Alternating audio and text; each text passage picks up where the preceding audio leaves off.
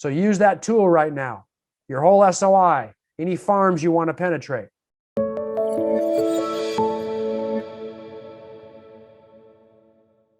This is when this tool works the most, and I want to switch over to it. This is called a buyer needs a home letter. This is different from a love letter because you're going to see something in here. Those of you that are like MLS rules and broker addicts, which does, again, get me on tirades of a different type. You're going to see we mention in here they have 2 young children, ages 3 and 6, and that does refer to familial status. And for people that are worried about love letters, they think that's discriminatory.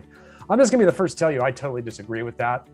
So I do not think that's discriminatory in any way, shape, or form, nor do I think anybody's ever going to have a lawsuit about it, and there's never been case law on it and all those types of things. And I did go to law school, as many of you know, and I did practice as an attorney. However, we love to talk about rules in this industry. But if you are really freaked out about it, this is a buyer needs a home letter. And this is a really great letter to send out as an email, as a mailer. It could even be a Facebook post. If you retarget ads directly at a subdivision or a neighborhood or a community. If you look at this buyer needs a home, this is like we send this out to the residents of a particular community. And what it talks about is saying, hey, you know, we can't find anything. If anybody's looking at selling, I've got a great family to move into your area. Now, how specific you want to get, that can start to get into those love letter rules where people get worried about, hey, if you write a love letter and somehow you get sued for discrimination letter. I think we're a little too sensitive to that one. That's just me personally, but check with your broker how they feel on that one. You can just delete this one sentence that wouldn't comply there with people that are worried about that. And you can see here, you're kind of alerting them that homes have been selling quickly and for high prices, and there's limited inventory across the country. So if you're thinking about selling, please let us know. And understand the reason we do this, it's amazing how much this will work in a real low inventory. We did this kind of thing back in 2004, 2005, and then again in 1988, 89. Yes, I go back that far. And at those times, we would do this type of thing. And it really works at a very, very high level, much more than other markets. And one of the reasons being is people really do believe, for whatever reason, I mean, you've heard it, that if you have a buyer that they're going to sell, that's the agent to go with. I mean, how many times have you lost out a listing and had the agent that actually stole the listing from you tell you, or the client say, yeah, we went with Janet. We went with her because she said she has a couple buyers right now. And you're like, oh, you sucker, you got taken. She doesn't have any buyers. And sure enough, those buyers didn't buy it. And the house goes up on the market listed with Janet. And it was a bait and switch type of move, right?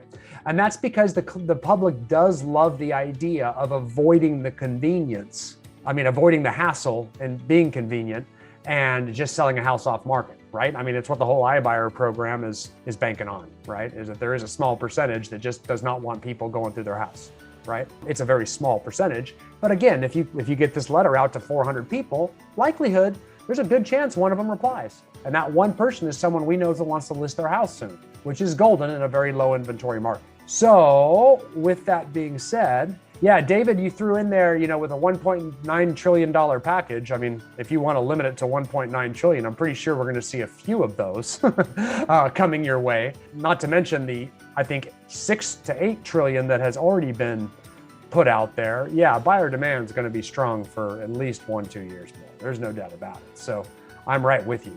We've got a ways. The housing boom is just starting in 2021. So, and I love getting dates on record of me saying that. So everyone, if you look over into your chat room, you will see a Microsoft Word document that you can click on and download, and that'll give you that buyer needs a home letter that is fully editable. And I'd start getting that out. I mean, again, that can be door knocked, that can be hung, that can be mailed, that can be emailed. If you have your SOI, that doesn't have to be a particular neighborhood. That could just be to everyone in your SOI. Hey, who do you know? Any of you looking to sell? I've got a buyer that's dying right now. Does that make sense? So blast that out there.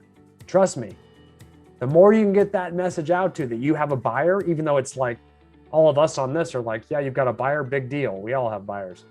Trust me, that stuff works, you know? And if you don't, you'll start to see when someone takes a listing because they said they had a buyer ahead of you, you're like, oh my goodness.